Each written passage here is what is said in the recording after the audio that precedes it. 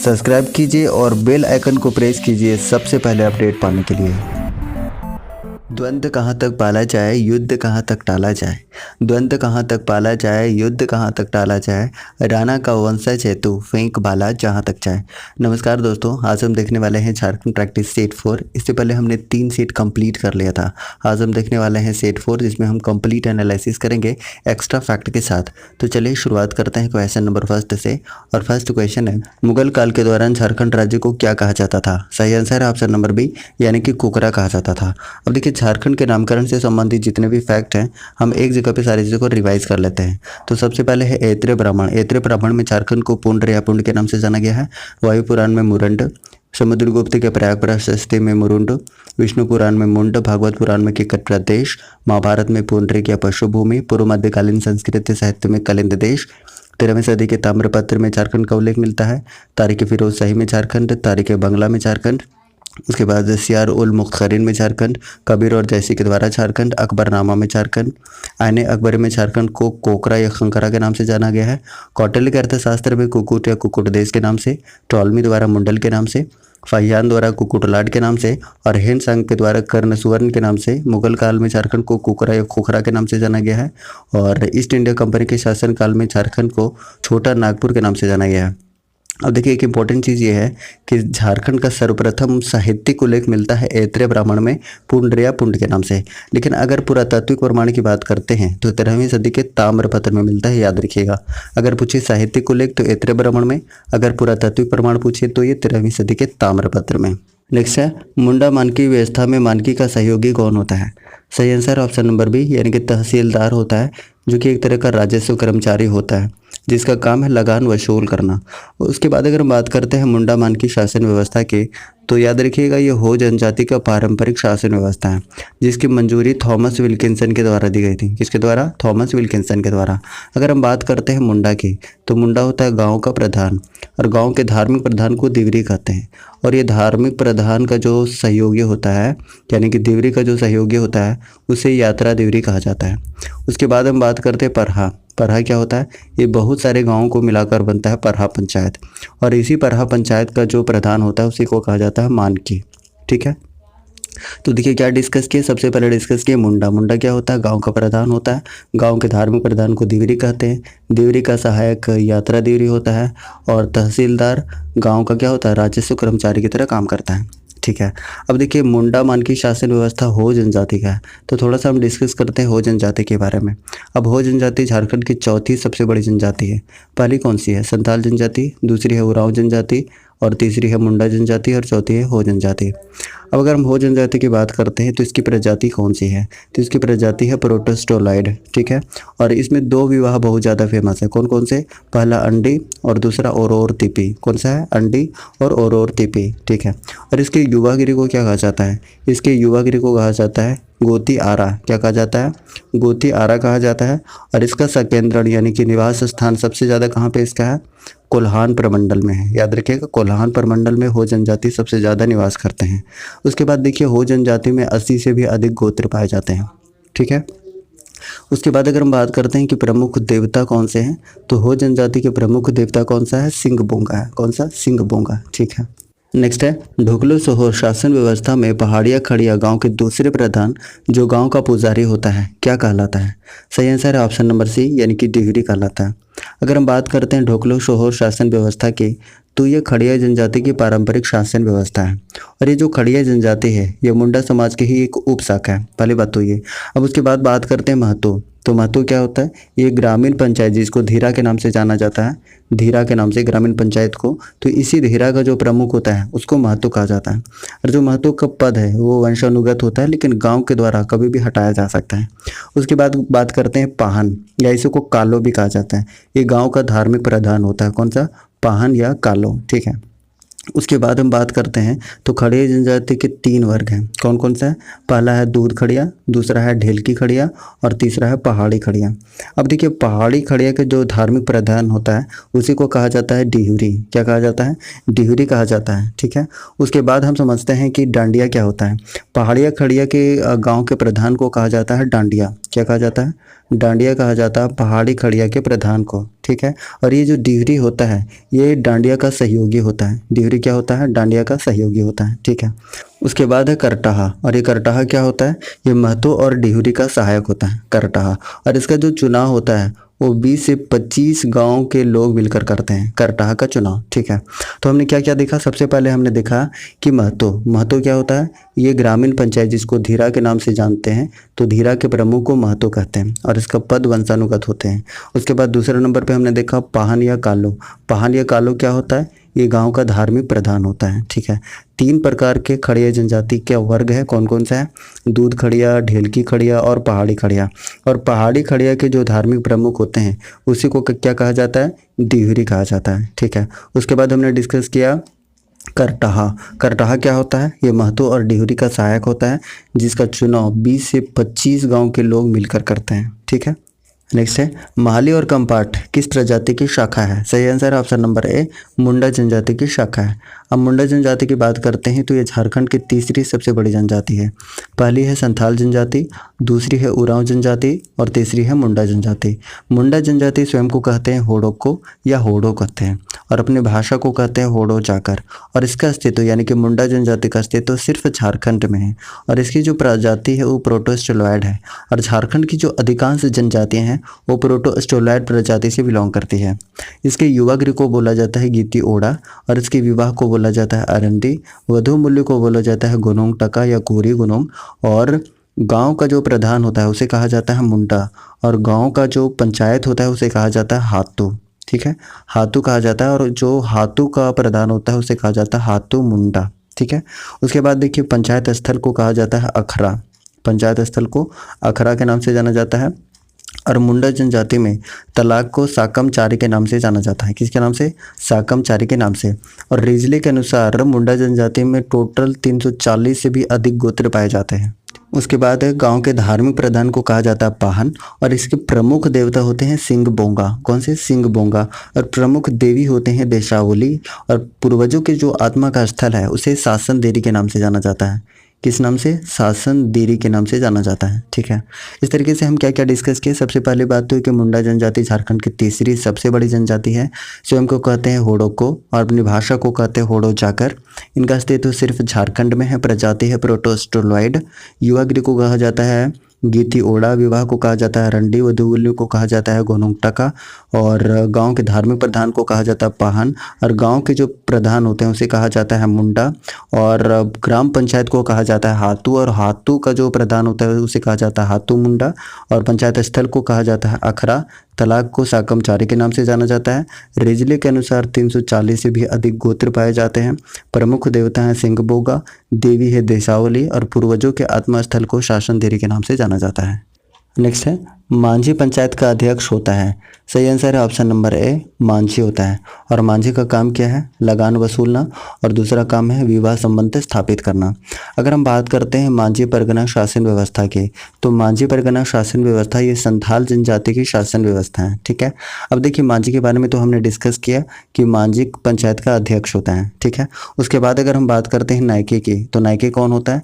ये धार्मिक प्रधान होता है। और जो धार्मिक प्रधान के सहायक होते हैं उसे कुड़ाम नायके के नाम से जाना जाता है, ठीक है। इसके अलावा और भी हम बात करते हैं। सबसे पहले बात करते हैं जोग मांझी के बारे में। अब देखिए जोग मांझी क्या होता है? ये मांझी के सहायक को जोग मांझी कहा जाता है। उसके बाद होता है जोग प्राणिक। जोग प्राणिक क्या होता है? ये जोग मांझी का सहायक होता है, ठीक है। पहले बताया जोग मांझी। जोग मांझी क्या होता है? ये मांझी का सहायक होता है। और जोग प्राणिक ये जोग मांझी का सहायक होता है, ठीक है। उसके बाद है प्रामाणिक या जिसको प्राणिक कहा जाता है। ये मांझी का सहायक होता है जिसे क्या कहा जाता है? उप मांझी कहा जाता है। उसके बाद एक टर्म है भागतु प्रजा। अब ये भागतु प्रजा क्या होता है? कोई भी अगर गांव में झगड़ा झंझट होता है तो समस्या के समाधान के लिए जो विचार विमर्श के लिए लाए जाते हैं वरिष्ठ व्यक्ति, उसे ही कहा जाता है भक्तो प्रजा, ठीक है। नेक्स्ट टर्म है गोड़ाइत। गोड़ाइत क्या होता है? ये मांझी का सचिव होता है। क्या होता है? मांझी का सचिव होता है। और इसका काम क्या है? इसका काम है ग्रामीणों को किसी उत्सव या कार्यक्रम की जानकारी पहुंचाना। किसका काम है? गोड़ाइत का काम है। उसके बाद है लासेर टंगाई। लासेर टंगाई क्या होता है? ये गांव का प्रहरी होता है। क्या होता है? गांव का प्रहरी। अच्छा, इसका काम क्या है? गांव को बाहरी आक्रमण से सुरक्षा करना। किसका? लासेर टंगाई का, ठीक है। उसके बाद एक होता है चौकीदार। चौकीदार का क्या काम होता है? चौकीदार एक तरीके का पुलिस होता है जो मांझी के आदेशों का पालन करता है और किसी व्यक्ति को गिरफ्तार करता है। कौन? चौकीदार। ठीक है। उसके बाद नेक्स्ट है परगनैत। परगनैत क्या होता है?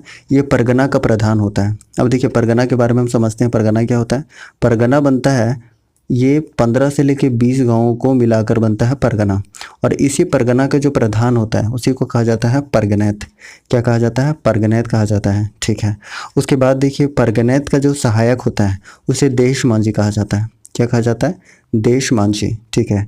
और ये जो देश मांझी है ये 5 से लेके 8 गाँव का प्रधान होता है, देश मांझी, जो परगनैत का सहायक होता है। ठीक है। उसके बाद एक और टर्म है दिसुम परगना, और ये दिसुम परगना कौन होता है? ये होता है परगनैत से भी उच्च अधिकारी। दिसुम परगनैत। दिसुम परगनैत क्या होता है? ये परगनैत से भी उच्च अधिकारी होता है। उसके बाद देखिए इसमें एक विटलाहा सजा है जो कि सबसे कठोर सजा माना जाता है, और ऐसा माना जाता है कि अगर ये गांव में क्या करते हैं, भोज भंडारा करवाते हैं, पूरा भंडारा करवाते हैं, तो इसकी सज़ा को कम किया जा सकता है। ठीक है। उसके बाद हमने बताया नायके क्या होता है? ये गांव का धार्मिक प्रधान होता है। ठीक है। और जो कुड़ाम नायके होता है ये इसका सहायक होता है। ठीक है। परगना हमने बताया कि 15 से लेके 20 गांवों को मिलाकर बनता है परगना, और उसी परगना के जो प्रधान होते हैं उसी को क्या कहा जाता है? परगनैत कहा जाता है। ठीक है। तो देखिए सबसे पहला ऑप्शन क्या हो गया? ये मांझी पंचायत का अध्यक्ष होता है। परगना क्या होता है? ये 15 से लेके 20 गांवों को मिलाकर बनता है परगना, और परगना के जो अध्यक्ष होते हैं उसके परगनैत बोला जाता है। नायके क्या होता है? धार्मिक प्रधान, और धार्मिक प्रधान यानी कि नायके का जो सहायक होता है उसे कहा जाता है कुड़ाम नायके। ठीक है।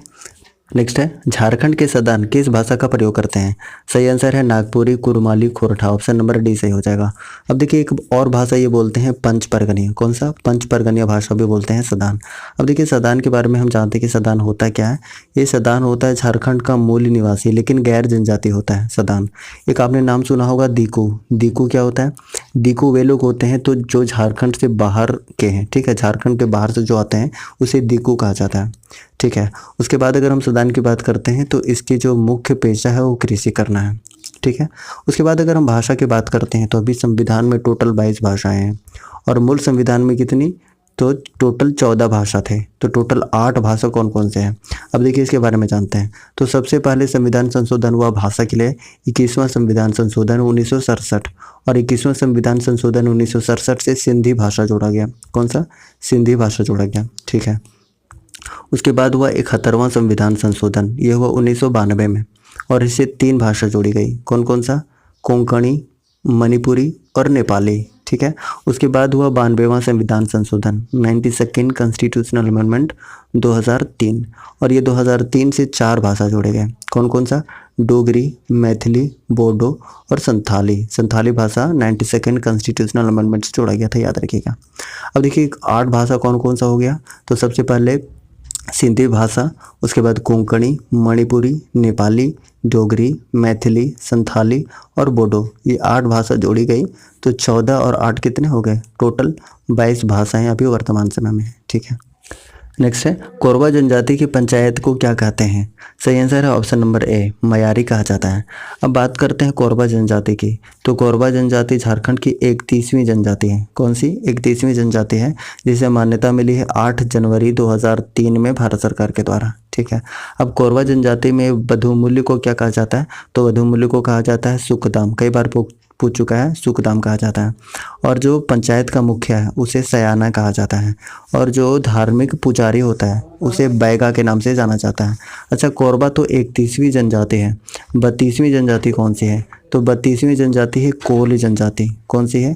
कोल जनजाति झारखंड की 32वीं जनजाति है जिसे मान्यता मिली है 8 जनवरी 2003 में। ठीक है। तो 8 जनवरी 2003 में 31वां जनजाति कोरबा और 32वीं जनजाति कोल, दोनों को ही मान्यता मिली है 2003 में, याद रखिएगा। नेक्स्ट है झारखंड के अधिकांश जनजातियों का सर्वोच्च देवता है। सही आंसर है ऑप्शन नंबर बी, यानी कि सूर्य देवता। अब देखिए कुछ सर्वोच्च देवता की बात करते हैं, तो संथाल जनजाति में है सिंह बोंगा। संथाल जनजाति में सिंह बोंगा सर्वोच्च देवता होते हैं। उराव जनजाति में धर्मेश या धर्मी होते हैं। मुंडा जनजाति में सिंह बोंगा। हो जनजाति में भी सिंह बोंगा। खड़िया जनजाति में होते हैं बेड़ो। गोंड जनजाति में होते हैं ठाकुर देव।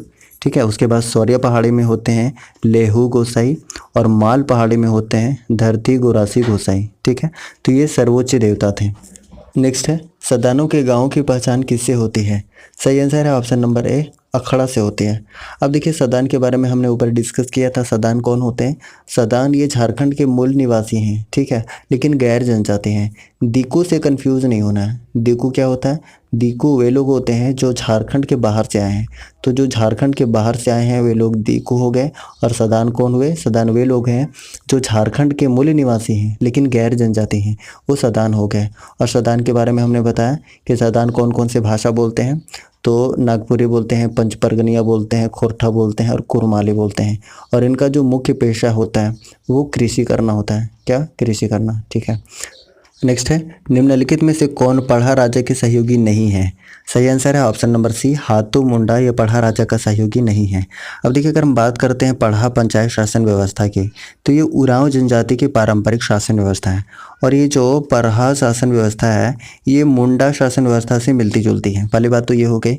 अब कुछ टर्म की बात करते हैं। महतो कौन होता है? महतो होता है गाँव का प्रधान। गाँव के प्रधान को महतो कहते हैं। और जो महतो का सहायक होता है यानी कि गाँव के प्रधान का जो सहायक होता है उसे मांझी कहा जाता है। क्या कहा जाता है? मांझी। ठीक है। उसके बाद समझते हैं पढ़ा। पढ़ा क्या होता है? ये 5 से लेके 20 गांव के समूह होता है जिसे पढ़ा पंचायत कहा जाता है। और जो पढ़ा पंचायत का प्रमुख है उसे पढ़ा राजा कहा जाता है। क्या कहा जाता है? पढ़ा राजा। अब देखिए पढ़ा राजा से भी सर्वोच्च अधिकारी होता है जिसे कहा जाता है पढ़ा दीवान। क्या कहा जाता है? पढ़ा दीवान कहा जाता है। और ये जो पढ़ा दीवान है ये सर्वोच्च न्यायालय की तरह काम करता है।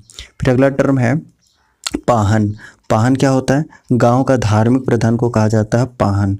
और एक है बैगा। बैगा क्या होता है? ये गांव का वैद्य होता है जो पाहन का सहयोगी है। कौन है? पाहन का सहयोगी है।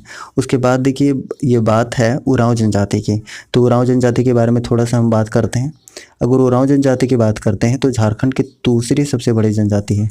पहली है संथाल जनजाति और दूसरी है उरांव जनजाति। ठीक है। अब देखिए ये स्वयं को क्या कहते हैं? स्वयं को कहते हैं कुड़ुक। क्या कहते हैं? स्वयं को कहते हैं कुड़ुक। ठीक है। और इसमें जो गोत्र पाए जाते हैं उरांव जनजाति में वो टोटल 14 गोत्र पाए जाते हैं। और संथाल जनजाति में 12 गोत्र पाए जाते हैं। याद रखिएगा संथाल में 12 गोत्र और उरांव जनजाति में 14 गोत्र पाए जाते हैं।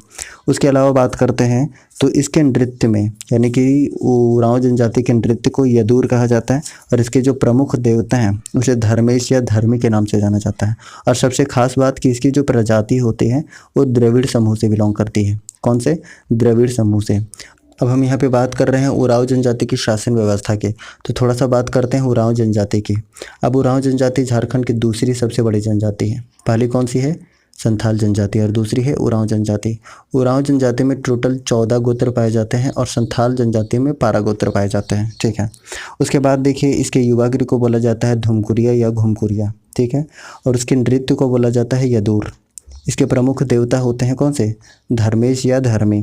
और ख़ास बात इसकी जो प्रजाति होती है वो द्रविड़ है। कौन सी है? द्रविड़ है। वैसे अधिकांश जनजातियों की जो प्रजाति है वो प्रोटोस्टोलॉयड है। क्या है? प्रोटोस्टोलॉयड। लेकिन जो उरांव जनजाति की प्रजाति है वो द्रविड़ है। नेक्स्ट है छोटा नागपुर क्षेत्र के पहले क्रांतिकारी कौन थे जो अंग्रेजों के खिलाफ लड़ते हुए शहीद हुए थे? सही आंसर है ऑप्शन नंबर ए बुद्धू भगत। अब देखिए बुद्धू भगत के बारे में हम बात करते हैं तो अंग्रेजों के खिलाफ लड़ते हुए फरवरी 1832 में ये शहीद हो गए थे बुद्धू भगत। ठीक है। और ये जो बुद्धू भगत है 1831 से 32 में जो कोल विद्रोह हुआ था उससे संबंधित है। अगर हम बात करते हैं ऑप्शन नंबर बी के जतरा भगत के, तो ये जतरा भगत कौन थे? ये ताना भगत आंदोलन के नेतृत्व करता थे। और ताना भगत आंदोलन कब हुआ था? 1914 में हुआ था। ठीक है। और ताना भगत आंदोलन को क्या कहा जाता है? इसे कहा जाता है बिरसा मुंडा आंदोलन का विस्तार। ठीक है। बिरसा मुंडा आंदोलन के विस्तार किसे कहा जाता है? तो ताना भगत आंदोलन को कहा जाता है। ठीक है। उसके बाद ताना भगत आंदोलन की बात करते हैं तो ये विशुद्ध गांधीवादी तरीके से लड़ा गया पहला आदिवासी अहिंसक आंदोलन था। ये भी याद रखिएगा। उसके बाद कुछ इंपॉर्टेंट आंदोलन की बात करते हैं तो सबसे पहले है तिलका आंदोलन। और तिलका आंदोलन के नेतृत्व करता थे तिलका मांझी। और तिलका मांझी ने अंग्रेज अधिकारी क्लीवलैंड को 1784 में तीर से मारकर हत्या कर देते थे। उसके बाद 1785 में इनको बरगद के पेड़ के नीचे भागलपुर में फांसी दे दी गई। ठीक है। उसके बाद बात करते हैं हम संथाल विद्रोह। संथाल विद्रोह कब हुआ था? 1855 से 56 में हुआ था। और इसके नेतृत्वकर्ता कौन कौन थे? तो सिद्धू, कान्हू, चांद और भैरव, जिसमें सिद्धू को राजा बनाया गया था, कान्हू को मंत्री, चांद को प्रशासक बनाया गया था और भैरव को सेनापति बनाया गया था। इंपॉर्टेंट है। उसके बाद देखिए जो संथाल विद्रोह, इसको हूल विद्रोह भी कहा जाता है। इसके अलावा मुक्ति आंदोलन भी कहा जाता है। ठीक है, इसके अलावा खूनी आंदोलन भी कहा जाता है, तो याद रखिएगा। उसके बाद है नेक्स्ट बिरसा मुंडा आंदोलन। ये कब हुआ था? 1895 में हुआ था और इसके नेतृत्वकर्ता कौन थे? तो बिरसा मुंडा थे। और बिरसा मुंडा के बारे में आप जानते हैं, इसके धरती आबा या भूपिता के नाम से भी जाना जाता है। अब थोड़ा सा हम बात करते हैं बिरसा मुंडा की।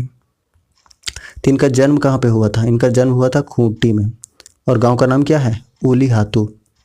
और इनकी जो मृत्यु हुई है कहाँ पर हुई है? रांची जेल में हुई है, हैजे की मृत्यु के कारण। कब हुई थी? 9 जून 1900 को। कब? 9 जून 1900 को। ठीक है। उसके बाद नेक्स्ट है सफाहोड़ आंदोलन। ये हुआ था 1870 ईस्वी में। कब हुआ था? 1870 ईस्वी में। और इसके नेतृत्वकर्ता कौन थे? लाल हेम्ब्रम। कौन थे? लाल हेम्ब्रम।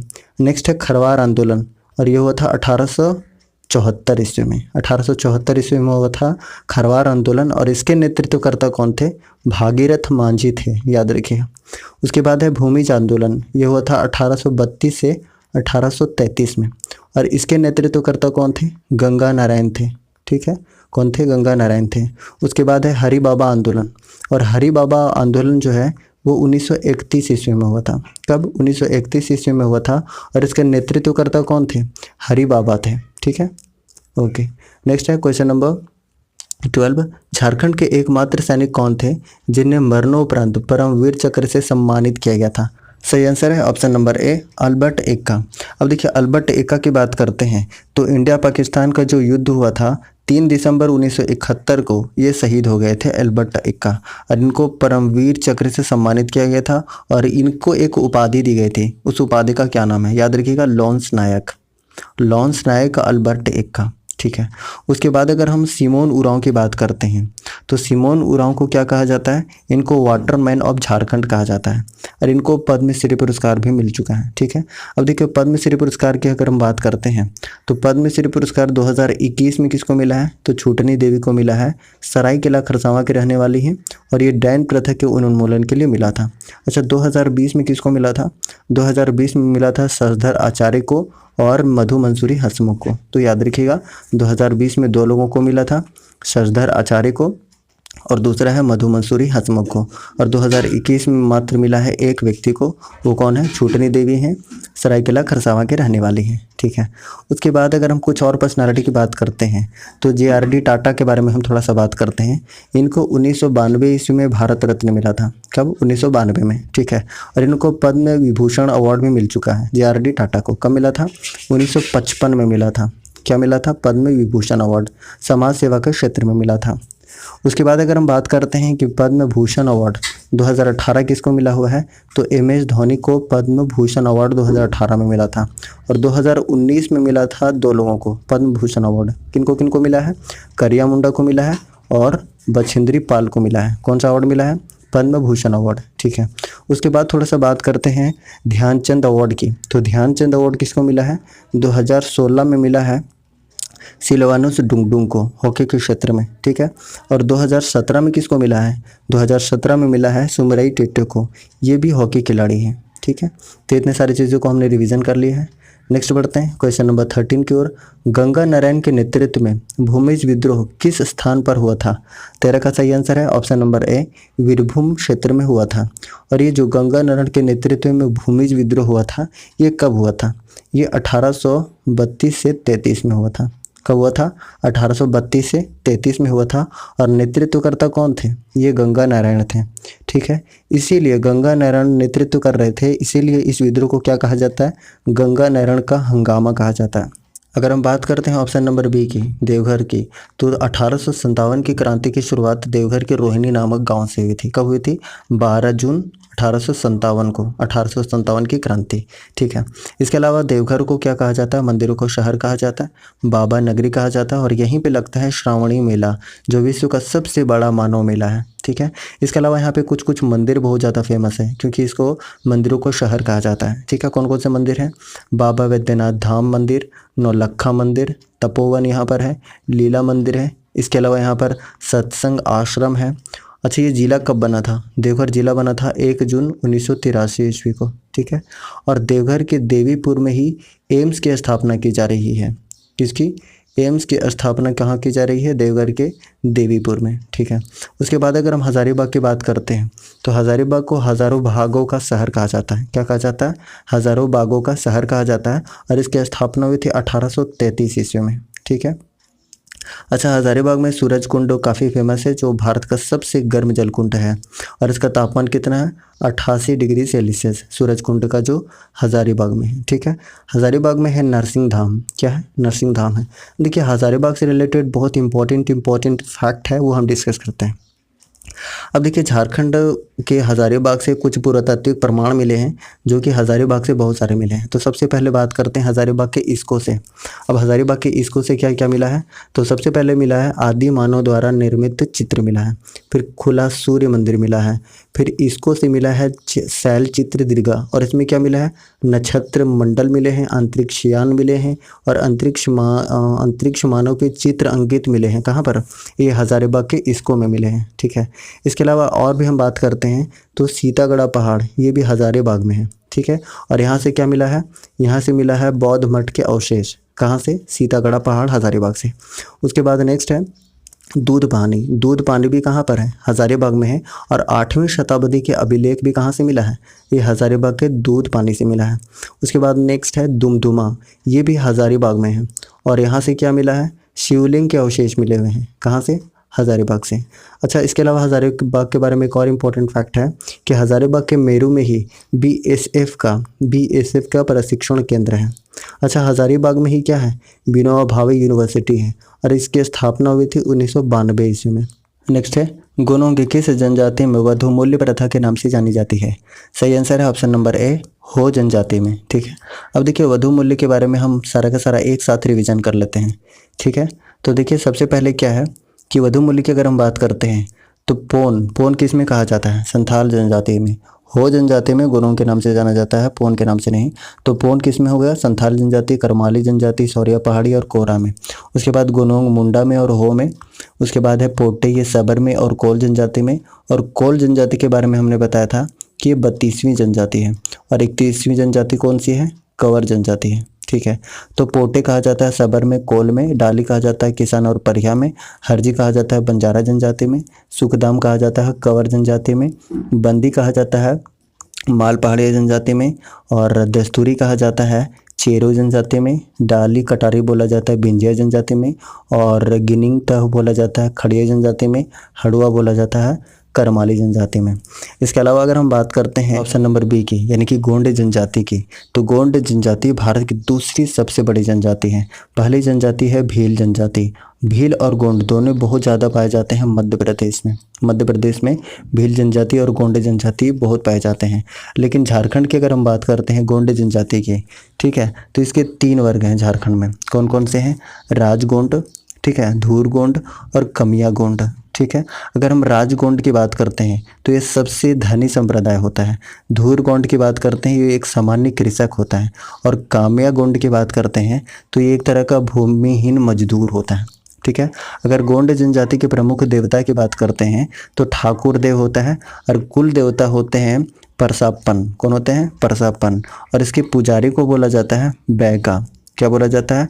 बैगा बोला जाता है। और बैगा का जो सहायक होता है उससे मती के नाम से जाना जाता है। किस नाम से? मती के नाम से। अगर हम बात करते हैं ऑप्शन नंबर सी के, भूमि जनजाति की, तो इसके बारे में भी थोड़ा सा हम बात करते हैं।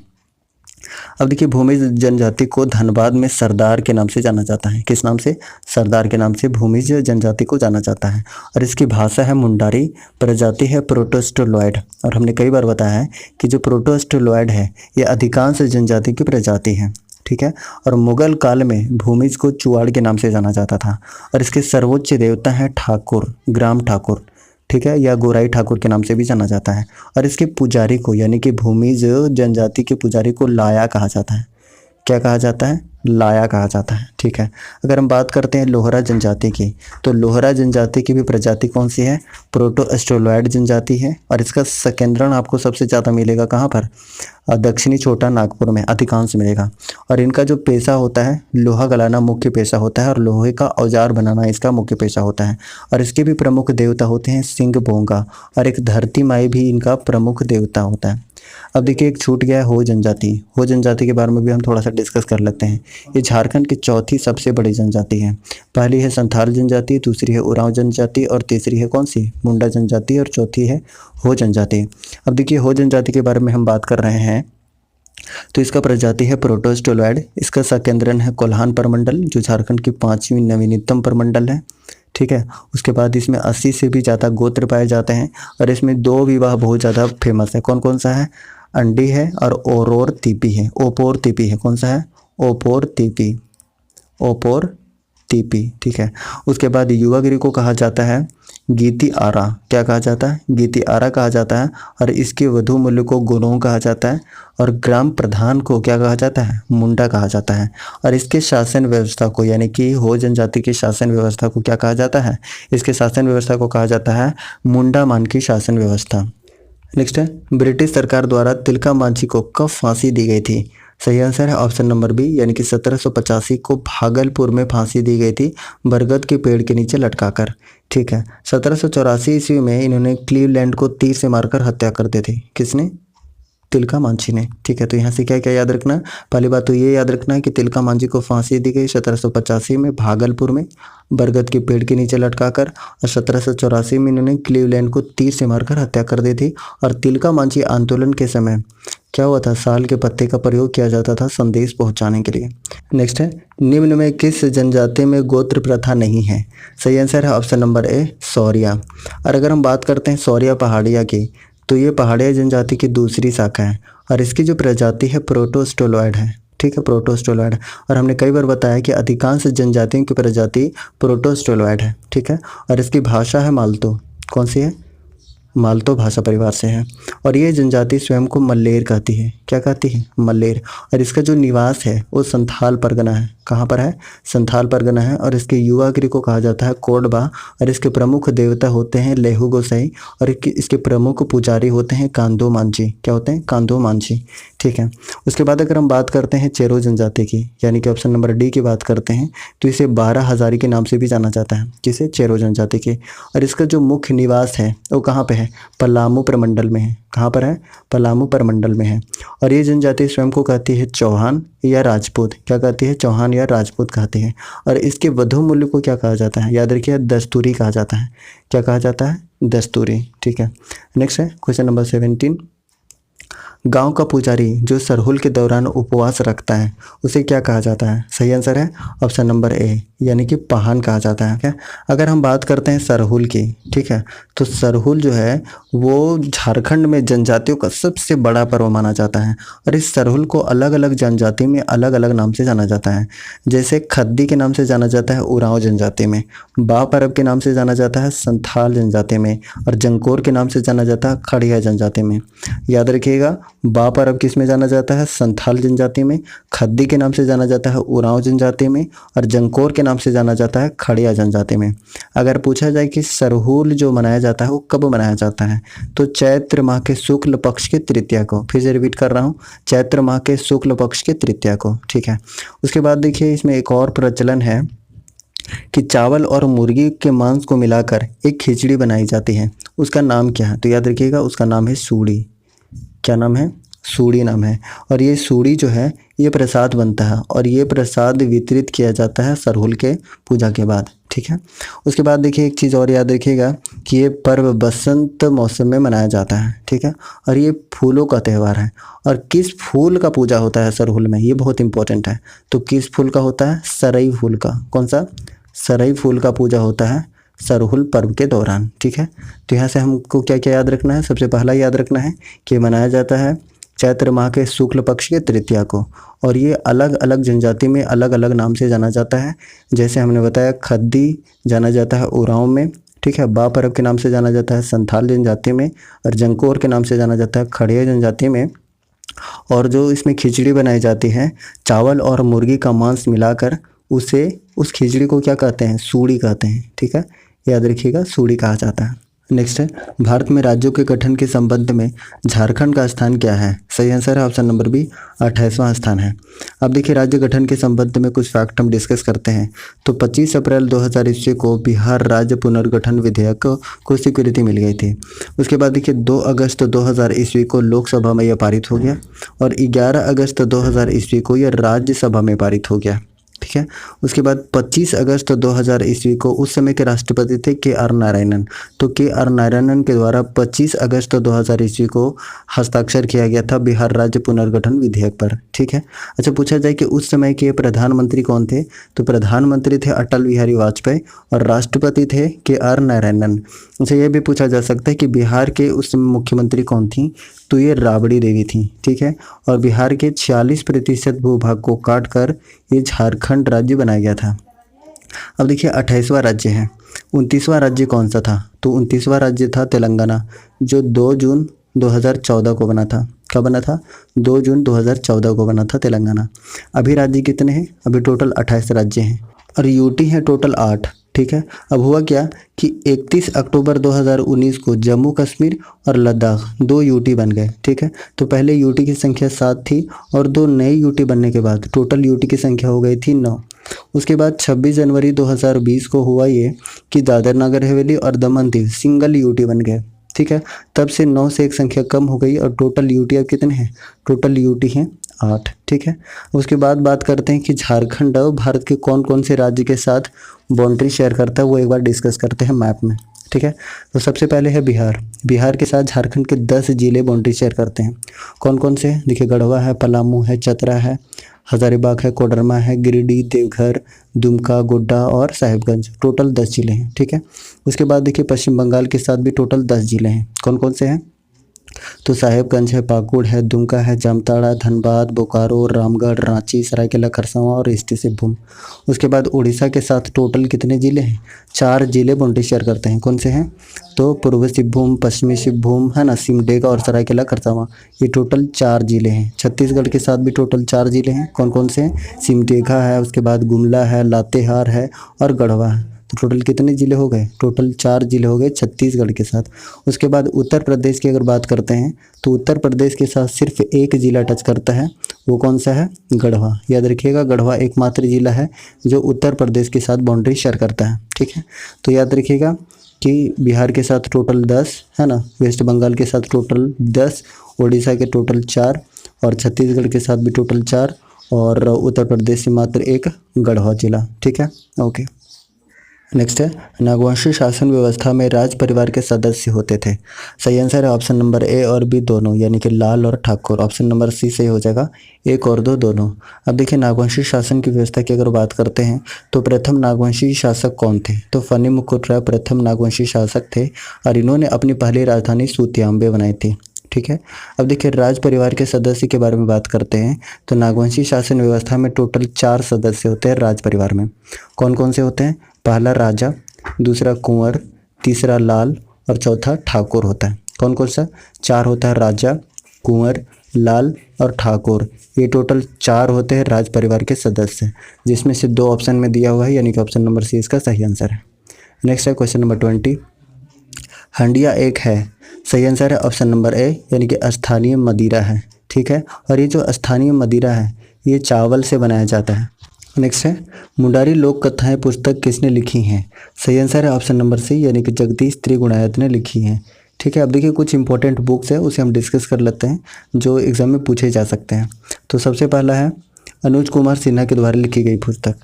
तो इन्होंने लिखा हुआ है दिसोम गुरु शिबू सोरेन हिंदी भाषा में, ट्राइबल हीरो शिबू सोरेन अंग्रेजी भाषा में और सुनो बच्चों आदिवासी संघर्ष के नायक शिबू सोरेन की गाथा। ये तीनों पुस्तक लिखी हुई किनके द्वारा? अनुज कुमार सिन्हा के द्वारा। और कोरबा शब्दकोश किसने तैयार किया है? तो हीरामन कोरबा ने तैयार किया है। अल्बू नुम ए मिंज ने कुड़ुख ग्रंथ तैयार किया है और कालीचरण हेम्ब्रम की जो कृति है उसका नाम क्या है? शिशिर जाली। और रजी अहमद के द्वारा लिखी गई पुस्तक का नाम है the secret of Palamu fort. और कृतिका पांडे के द्वारा लिखी गई पुस्तक का नाम है the great Indian T and snacks. और मुक्ति सहदेव के द्वारा लिखी गई पुस्तक का नाम है आंगन की गोरैया, और जनसिता किरकिट्टा के द्वारा लिखी गई पुस्तक का नाम है जड़ों की जमीन। तो ये कुछ इंपॉर्टेंट बुक्स हैं जो पूछे जा सकते हैं एग्जाम में।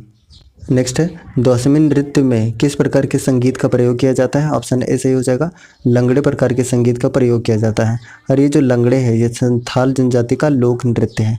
अगर हम बात करते हैं सोहराई की, तो ये त्यौहार मनाया जाता है दीपावली के दूसरे दिन, ठीक है, पौष माह में मनाया जाता है फसल काटने के बाद। और इसका संबंध है जानवर धन से, याद रखिएगा जानवर धन से। और एक इम्पॉर्टेंट बात यह है कि संथाल जनजाति का सबसे बड़ा पर्व है सोहराई। और अगर हम सरहुल की बात करते हैं तो सरहुल के बारे में हमने बताया था कि जनजातियों का सबसे बड़ा पर्व है, लेकिन सोहराई ये संथाल जनजाति का सबसे बड़ा पर्व है। अगर बात करते हैं ऑप्शन नंबर सी की, कर्मा पर्व की अगर बात करते हैं तो ये कब मनाया जाता है?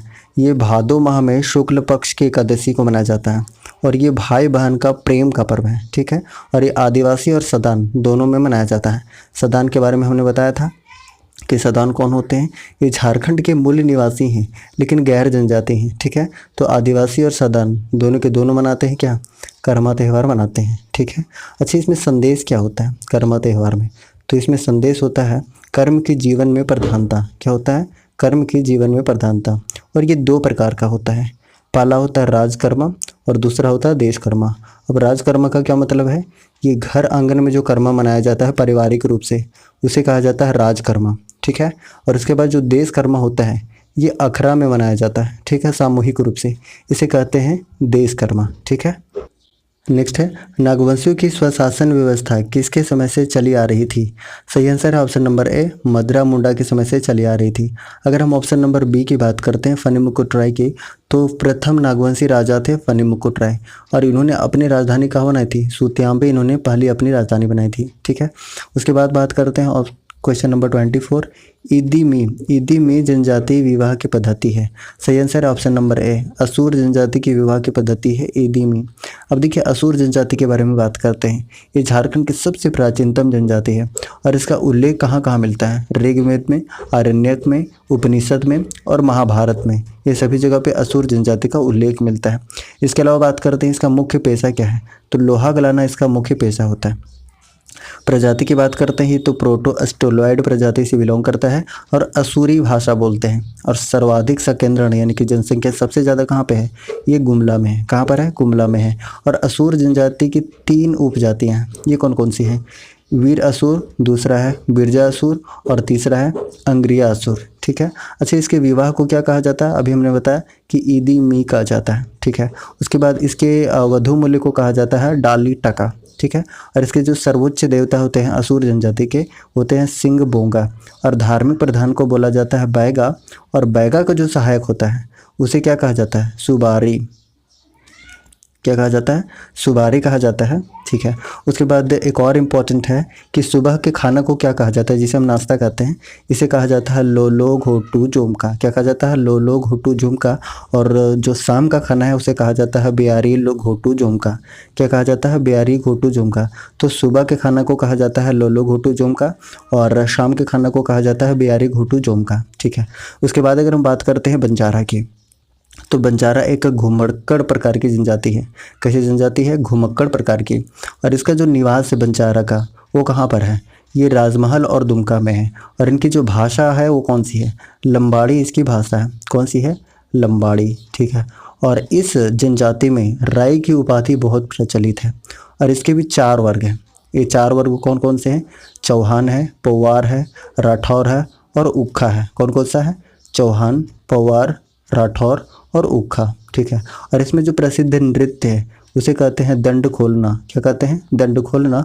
और इसके वधु मूल्य को कहा जाता है हरजी। क्या कहा जाता है? हरजी इसके वधु मूल्य को कहा जाता है, ठीक है।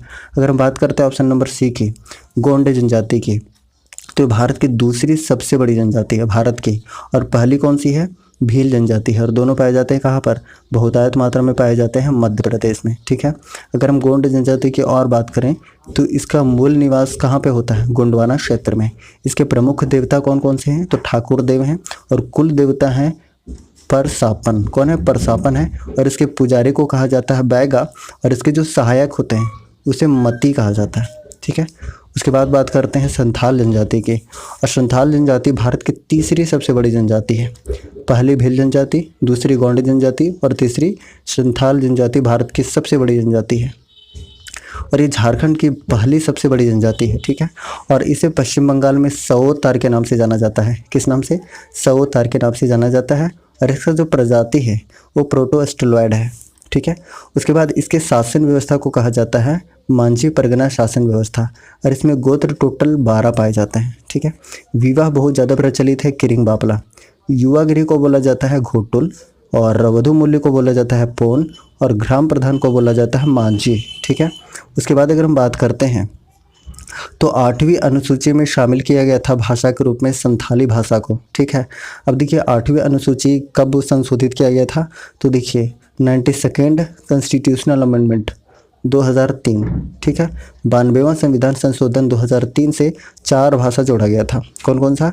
डोगरी जो कि जम्मू कश्मीर में बोली जाती है, उसके बाद मैथिली जो कि बिहार में बोली जाती है, बोडो जो असम में बोली जाती है और चौथी भाषा संथाली जो कि झारखंड में बोली जाती है। ठीक है, तो संथाली भाषा को 92nd कॉन्स्टिट्यूशनल अमेंडमेंट 2003 से संविधान में शामिल किया गया था। ठीक है, नेक्स्ट है क्वेश्चन नंबर 25, खोंड जनजाति किस वंश से संबंधित है?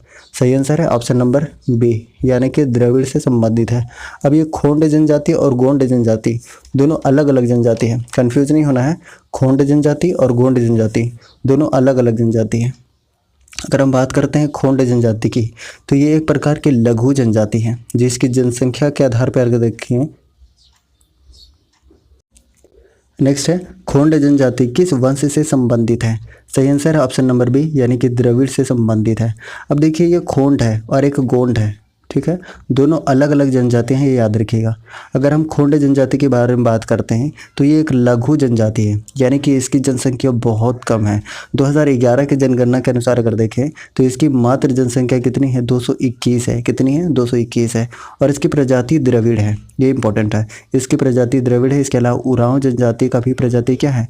द्रविड़ है। हालांकि झारखंड की ज़्यादातर जनजातियाँ प्रोटोस्टेलॉयड प्रजाति से बिलोंग करती है, लेकिन खोंड जनजाति द्रविड़ प्रजाति समूह से बिलोंग करती है। और इसकी भाषा कौन सी है? भाषा इंपॉर्टेंट है, कोंधी।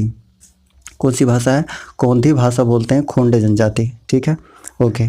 उसके बाद एक और इम्पॉर्टेंट चीज़ है कि इस जनजाति में नर बलि की प्रथा है जिसे मरियाह कहा जाता है। क्या कहा जाता है? मरियाह प्रथा। मरियाह प्रथा कहा जाता है जिसमें नर बलि की प्रथा है, ये बहुत इंपॉर्टेंट है।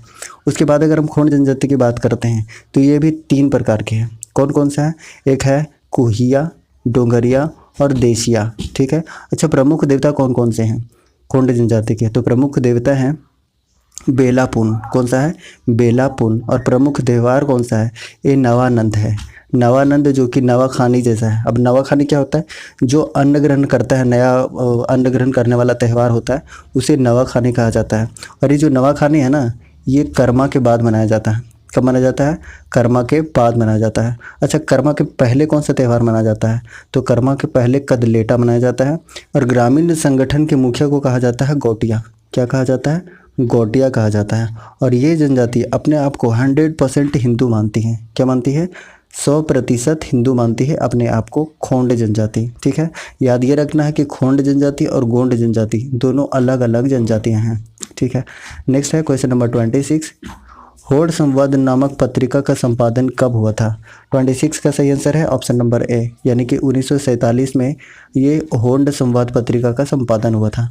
अब देखिए कुछ इंपॉर्टेंट पत्रिका है, उसके बारे में हम डिस्कस करते हैं। तो सबसे पहला पत्रिका है GEL मिशन। GEL मिशन के द्वारा 1980 में घर बंधु पत्रिका प्रकाशित की गई थी। ठीक है, उसके बाद 1992 में विनीता हैतेसी, 1998 में आर्यावर्त प्रकाशित हुआ था। और देखिए पंडित ममराज शर्मा द्वारा 1924 में छोटा नागपुर नामक पत्रिका, और उसके बाद ईश्वर प्रसाद बड़ाई के द्वारा झारखंड नामक पत्रिका प्रकाशित किया गया था। और हेरम्ब मिश्र और सुबोध मिश्र के द्वारा स्वर्ण रेखा और उल्टा गंगा नामक पत्रिका प्रकाशित किया गया था। तो ये इंपॉर्टेंट है। नेक्स्ट है पुस्तक मारंग घोड़ा नीलकंठ हुआ के लेखक कौन है? सही आंसर है ऑप्शन नंबर ए महुआ मांझी हैं। अब देखिए मारंग घोड़ा नीलकंठ हुआ की बात करते हैं तो इसका प्रकाशन हुआ था 2012 में। कब हुआ था? 2012 में हुआ था। और ये उपन्यास आदिवासी के दुर्दशा और जीवन के संघर्ष पर आधारित है। मारंग घोड़ा नीलकंठ हुआ। अब देखिए महुआ मांझी की एक और रचना है, कौन सी है? तो याद रखिएगा मैं बौरी सेला। और मैं बोरीसेला के लिए यूके कथा सम्मान इनको मिल चुका है। क्या मिला है? यूके कथा सम्मान मिल चुका है। किनको? महुआ मांझी को। अब देखिए थोड़ा सा डिस्कस करते हैं जगदीश त्रिगुणायत की। तो इसके बारे में ऊपर में हमने डिस्कस किया था कि इनकी कौन सी रचना है, तो मुंडारी लोक कथा जगदीश त्रिगुणायत की रचना है। नेक्स्ट है ओलन बहा पुस्तक जोभा मुर्मू का कौन सा संग्रह है? सही आंसर है ऑप्शन नंबर सी, यानी कि लघु कथाएं हैं। अगर हम बात करते हैं जोभा मुर्मू की, तो ओलन बहा के लिए इनको बाल साहित्य पुरस्कार भी मिल चुका है। नेक्स्ट है अंग्रेजी हिंदी शब्दकोश किसकी लोकप्रिय कृति है? सही आंसर है ऑप्शन नंबर बी, यानी कि डॉक्टर काबिल बुल्की की कृति है। अगर हम बात करते हैं ऑप्शन नंबर ए की, यानी कि रघुनाथ मुर्मू की, तो इन्होंने क्या किया था? आविष्कार किया था ओल चिकी का, और ये संथाली लिपि है। कब किया था? 1941 ईस्वी में ओल चिकी का आविष्कार किसने किया था? रघुनाथ मुर्मू ने किया था। नेक्स्ट है in the shadows of the test 2010 नामक पुस्तक के लेखक कौन है, जो झारखंड से संबंधित मूल निवासी राजनीति, पर्यावरणवाद और विकास पर आधारित है? सही आंसर है ऑप्शन नंबर डी, यानी कि अल्पा शाह। और अभी हमने डिस्कस किया था ऑप्शन नंबर सी के बारे में, कामिल बुल्के के बारे में, कि अंग्रेजी हिंदी शब्दकोश किसकी लोकप्रिय कृति है, तो डॉक्टर कामिल बुल्के की है। नेक्स्ट है केंद्रीय ईंधन अनुसंधान संस्थान कहाँ स्थित है? सही आंसर है ऑप्शन नंबर ए, ये धनबाद में स्थित है, और इसकी स्थापना हुई थी 1947 ईस्वी में। कब हुई थी? 1947 ईस्वी में। अब देखिए अनुसंधान संस्थान से रिलेटेड जितने भी फैक्ट हैं हम एक साथ रिवाइज कर लेते हैं। तो सबसे पहले है इंडियन लॉक रिसर्च इंस्टीट्यूट, ये नामकुम रांची में है, 1925 में इसकी स्थापना हुई। उसके बाद है research and development centre for iron and steel, ये रांची में है, 1972 में इसकी स्थापना हुई। मुर्गी पालन शोध एवं विकास संस्थान, ये गिरिडीह में है। उसके बाद है मृदा शोध एवं अनुसंधान संस्थान, ये हजारीबाग में है। राष्ट्रीय तेलहन शोध एवं विकास संस्थान, ये मेदिनीनगर पलामू में है। उसके बाद है जनजातीय शोध अनुसंधान संस्थान, ये मोराबादी रांची में है, स्थापना हुई 1953 ईस्वी में। उसके बाद है कुष्ठ रोग अनुसंधान संस्थान केंद्र, ये रांची में है, 1976 में इसकी स्थापना हुई। चावल शोध एवं अनुसंधान केंद्र है हजारीबाग में, 1980 में इसकी स्थापना हुई। और केंद्रीय तसर अनुसंधान एवं प्रशिक्षण संस्थान, ये नगड़ी रांची में है, इसकी स्थापना 1964 में हुई। तो ये कुछ इंपॉर्टेंट राज्य के प्रयोगशाला और अनुसंधान शोध संस्थान केंद्र थे जो कि पूछे जा सकते हैं एग्जामिनेशन में। नेक्स्ट है झारखंड शिक्षा परियोजना परिषद को कब पंजीकृत किया गया था? सही आंसर है ऑप्शन नंबर सी, यानी कि 12 अप्रैल 2001 ईस्वी को। नेक्स्ट है झारखंड में निम्नलिखित में से किसने खेल विश्वविद्यालय स्थापित करने के लिए सहमति व्यक्त की थी? 33 का सही आंसर है ऑप्शन नंबर सी, यानी कि CCL के द्वारा। नेक्स्ट है झारखंड के निम्नलिखित जिलों में से बिरसा मुंडा स्टेडियम कहाँ स्थित है? सही आंसर है ऑप्शन नंबर डी, यानी कि रांची में स्थित है। अब झारखंड में जितने भी स्टेडियम हैं उसके बारे में एक बार फास्ट रिवीजन करते हैं। तो सबसे पहले है कीनन स्टेडियम, और ये जमशेदपुर में है। बिरसा मुंडा स्टेडियम, ये रांची में है। गोल्फ मैदान धनबाद में। डिवाडी स्टेडियम धनबाद में। शताब्दी स्टेडियम रांची में। मेकन स्टेडियम रांची में। जयपाल सिंह स्टेडियम रांची में। मोहन कुमार मंगलम स्टेडियम बोकारो में। हजारीबाग स्टेडियम हजारीबाग में। चाईबासा स्टेडियम चाईबासा में। मोहन आहूजा इंडोर स्टेडियम जमशेदपुर में। उसके बाद रेलवे स्टेडियम धनबाद में।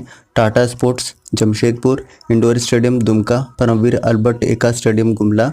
उसके बाद है BMP मैदान रांची। Railway stadium Ranchi. उसके बाद है खेलगांव रांची। उसके बाद है झारखंड क्रिकेट स्टेडियम रांची। तो ये कुछ इंपॉर्टेंट स्टेडियम है जो एग्जामिनेशंस में पूछे जा सकते हैं। नेक्स्ट है झारखंड की नई विधानसभा भवन का उद्घाटन कब हुआ? सही आंसर है ऑप्शन नंबर ए, यानी कि 12 सितंबर 2019 को PM मोदी के द्वारा किया गया था।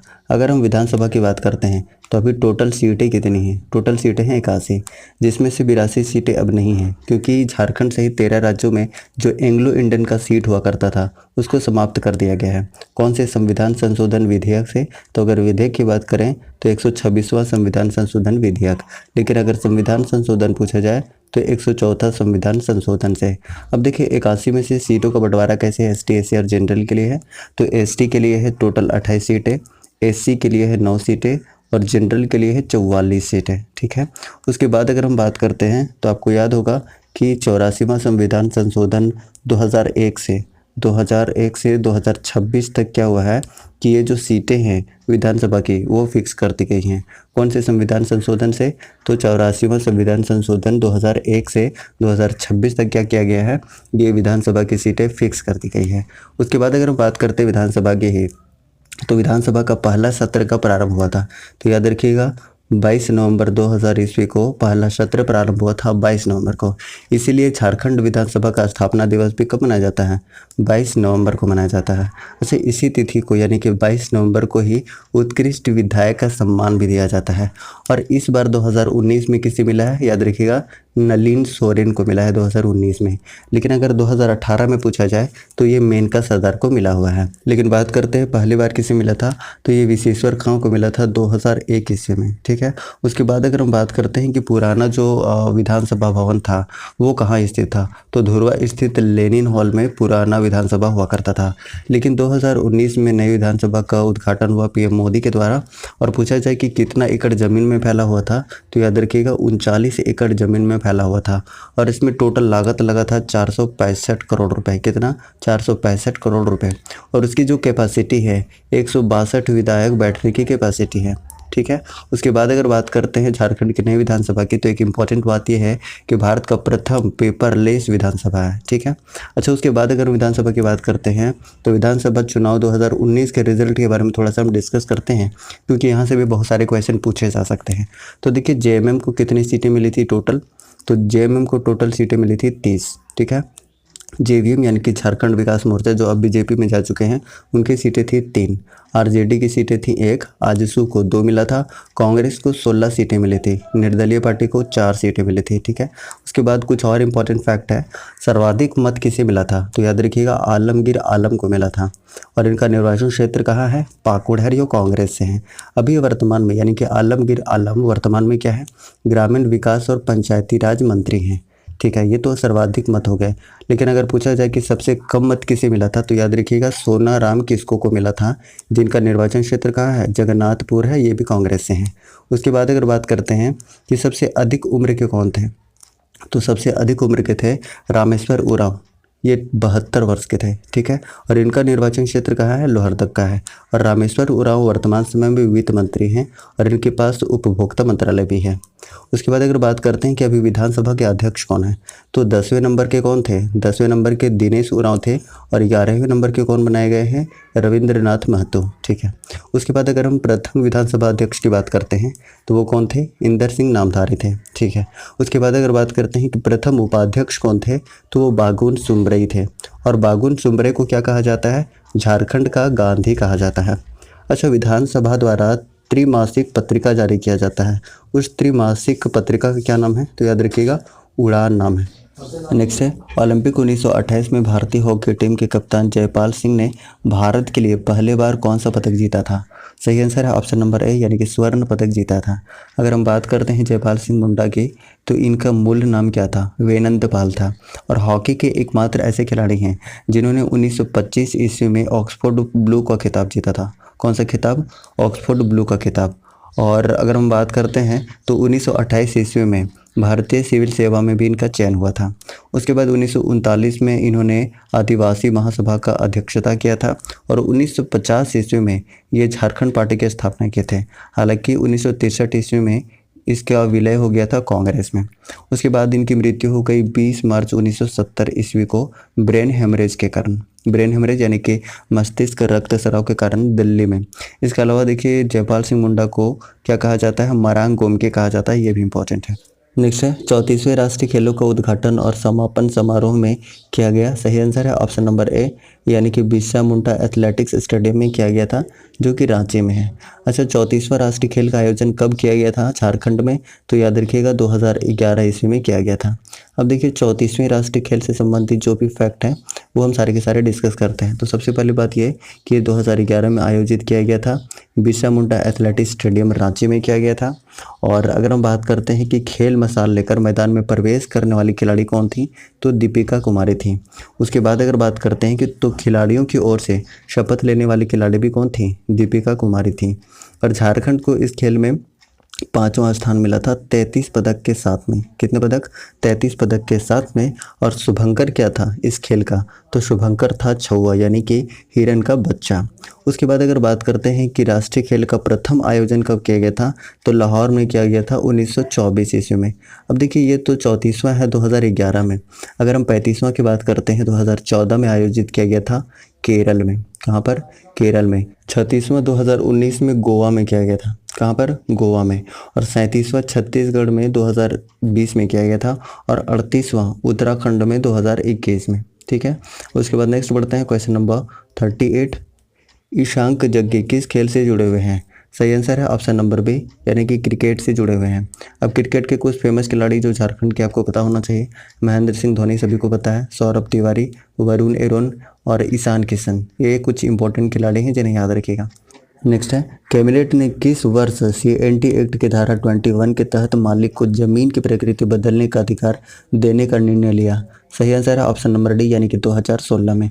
अब देखिए इसमें क्या था कि कोई भी ज़मीन मालिक अपनी कृषि योग्य ज़मीन का व्यावसायिक उपयोग कर सकेगा, पहली बात तो ये। और दूसरी बात ये कि इस ज़मीन पर मकान, दुकान आदि का निर्माण कर सकेगा। अब देखिए अगर हम सीएनटी एक्ट की बात करते हैं तो इससे रिलेटेड जितने भी छोटे छोटे फैक्ट बन सकते हैं सारे के सारे हम एक साथ रिवाइज करते हैं। तो सबसे पहली बात ये है कि प्रारूप तैयार हो गया था 1903 ईस्वी में, और इसका ब्लूप्रिंट किसने तैयार किया था? तो याद रखिएगा जॉन एच हॉफमैन ने इसका ब्लूप्रिंट तैयार किया था। और ये लागू हुआ था 11 नवंबर 1908 ईस्वी को। कितने प्रमंडल में? तो याद रखिएगा 4 पंडल में। कौन कौन से प्रमंडल हैं? उत्तरी छोटा नागपुर, दक्षिणी छोटा नागपुर, पलामू और कोल्हान प्रमंडल, यानी कि संथाल परगना को छोड़कर सारे प्रमंडल में, यानी कि टोटल 18 जिलों में सीएनटी एक्ट लागू किया गया था। ठीक है, उसके बाद बात करते हैं कि इसमें टोटल अध्याय कितने हैं। तो टोटल 19 अध्याय हैं। और धाराएं कितनी हैं? तो 271 धाराएं हैं। ठीक है, सीएनटी एक्ट में पहला संशोधन हुआ था 1920 ईस्वी में। ठीक है, कब हुआ था? 1920 ईस्वी में। और लास्ट टाइम नवीनतम हुआ है 2016 ईस्वी में। कब हुआ है? 2016 ईस्वी में।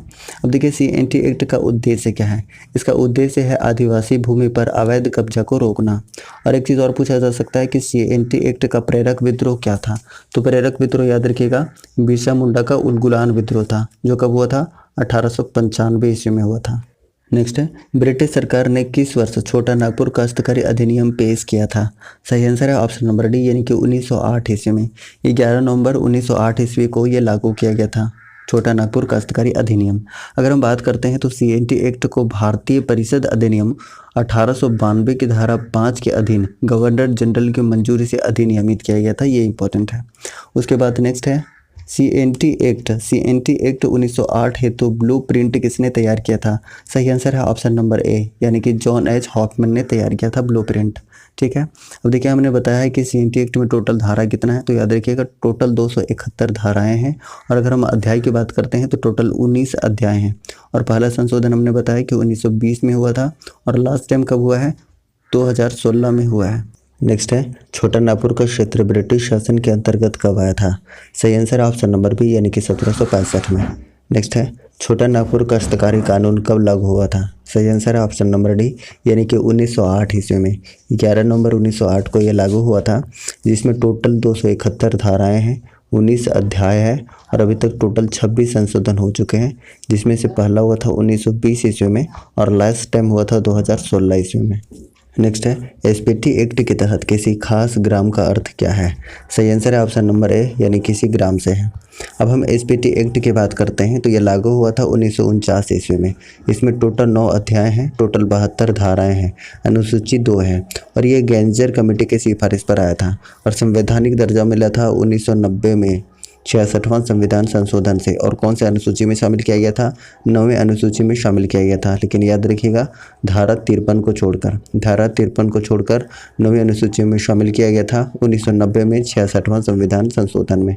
नेक्स्ट है, एसपीटी एक्ट की धारा 24 के तहत किसी रैयती जोत का बिक्री, दान, वसीयत या बदलने हेतु निबंधन किसके पास किया जाएगा? सही आंसर है ऑप्शन नंबर बी, यानी कि भूस्वामी के पास किया जाएगा। अब कुछ डिस्कस करते हैं एसपीटी की कुछ इंपॉर्टेंट धारा। तो पहला धारा है धारा 5। धारा के 5 के अंतर्गत क्या है? ग्राम प्रधान की नियुक्ति है। उसके बाद है धारा 16। धारा 16 के अंतर्गत क्या है? रैयत को अपने जमीन पर बांध निर्माण, मत्स्य पालन या अन्य उत्पादन का अधिकार होगा। ये तो 16 था, उससे पहले 15 भी डिस्कस करते हैं। तो 15 में क्या है कि ईंट और कपड़ा बनाने का अधिकार होगा रैयत को अपने जमीन पर। ठीक है, उसके बाद है धारा 17। और धारा 17 के अंतर्गत क्या है, रैयत को अपने ज़मीन पर वृक्ष लगाने का अधिकार होगा, धारा 17 के तहत। ठीक है, उसके बाद धारा 18 है, रैयत को अपने ज़मीन पर कच्चा या पक्का भवन निर्माण का अधिकार होगा, धारा 18 के तहत। ठीक है, उसके बाद है धारा 29।